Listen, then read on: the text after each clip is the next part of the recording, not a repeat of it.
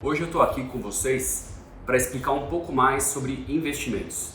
Tem muita informação nas mídias, redes sociais sobre investimento, mas precisamos separar o joio do trigo. Antes de investir, você tem que entender algumas coisas, definir algumas variáveis. Não é simplesmente comprar o produto. Não existe o produto para aquela pessoa. Existe sim o profissional que está te atendendo ou você que está se autosservindo, entender qual que é o seu perfil financeiro. Quer dizer que você tem que entender qual é o grau de risco que você está disposto a correr. Ou seja, se você coloca o seu patrimônio hoje e ele despenca amanhã, cai amanhã 10%, você está tudo bem com isso? No horizonte de retorno dessa rentabilidade de 2 a 3 anos? Se não, talvez não seja o momento de você investir em renda variável, e sim em renda fixa. Então o perfil de risco é muito importante. Além disso, você entender qual o objetivo daquele dinheiro. Se é um dinheiro que você quer para ter uma tranquilidade, poder mexer a qualquer momento, se você quer para algum projeto de vida de médio prazo ou até para garantir sua independência financeira lá na frente. Definindo isso, principalmente o perfil de risco que você tem no momento, mas os objetivos que você tem com aquele dinheiro, aí sim vale a pena entender os vários tipos de investimento. E a gente começa pela classificação básica entre renda fixa e renda variável. Então, renda fixa, entenda que ele pode ter uma rentabilidade negativa, sim. Renda fixa não quer dizer que ele vai ser positivo, quer dizer que ele está atrelado a algum indicador. Então, por exemplo, um título tradicional aí que todo mundo acaba utilizando, CDB, que os bancos gostam de oferecer. O CDB, ele é um título renda fixa, conservador, que deve render normalmente um percentual do CDI, um percentual da taxa básica de juros, geralmente é 100%, só para facilitar. Se ele rende 100% da taxa básica de juros, hoje aí na casa de 0,40 ao mês, então ele está atrelado ao rendimento do CDI, por isso que é renda fixa. A mesma coisa a poupança nas regras atuais, ela rende 70% da Selic, então ela está atrelada a 70% da Selic. Quando você compra um título público, como a NTNB, atrelado à inflação, vai render inflação, o que dá inflação naquele período, mais alguma coisa. Então estamos falando de renda fixa, por isso que chama renda fixa. E alguns títulos de renda fixa têm garantia em caso de quebra da instituição financeira. São eles: conta corrente, própria poupança, CDB, LCI, LCA.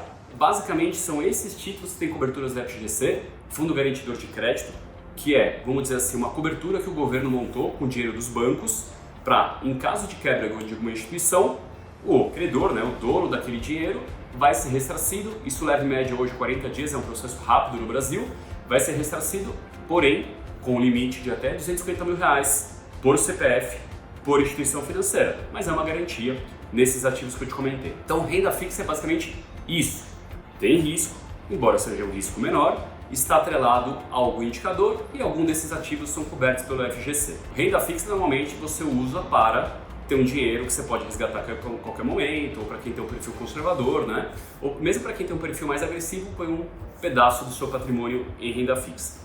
Aí vamos para a renda variável. Tem aí mais chances de ter rentabilidade negativa, tem maior oscilação entre rentabilidades positivas e negativas. Isso você consegue descobrir o histórico desse ativo.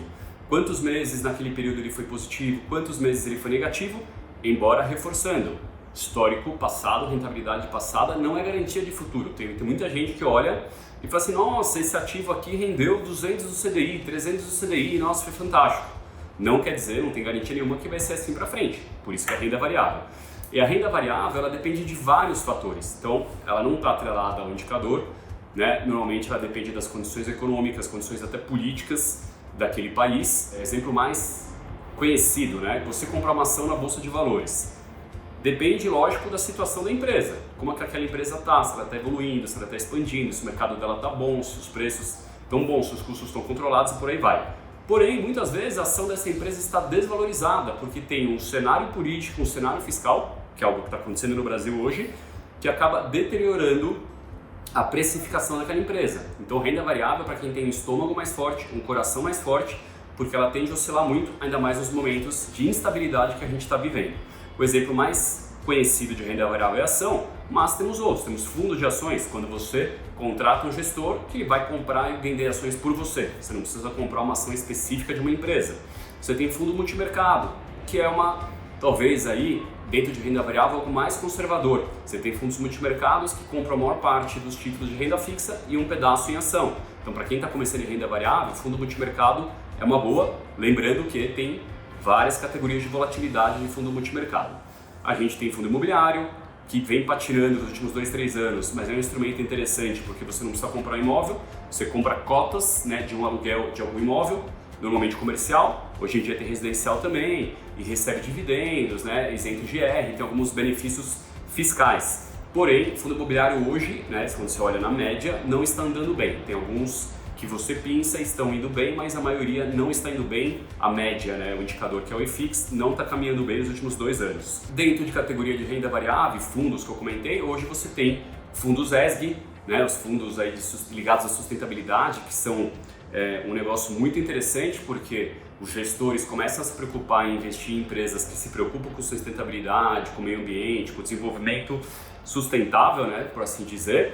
Isso tem uma categoria de ativos e que em breve deve ser regulado especificamente essa categoria. Você tem as criptomoedas, né, que é nova, não tão nova, mas é uma sensação mundial aí, mas com muito risco, muita complexidade. Para quem quer fortes emoções, não é um dinheiro curto prazo, ao contrário, é um dinheiro para longuíssimo prazo que você não pode contar com ele, porque a volatilidade da criptomoeda ela é muito grande. Então tem dia que ela pode crescer 20%, num período de 6 meses pode valorizar 100% ou perder 50%.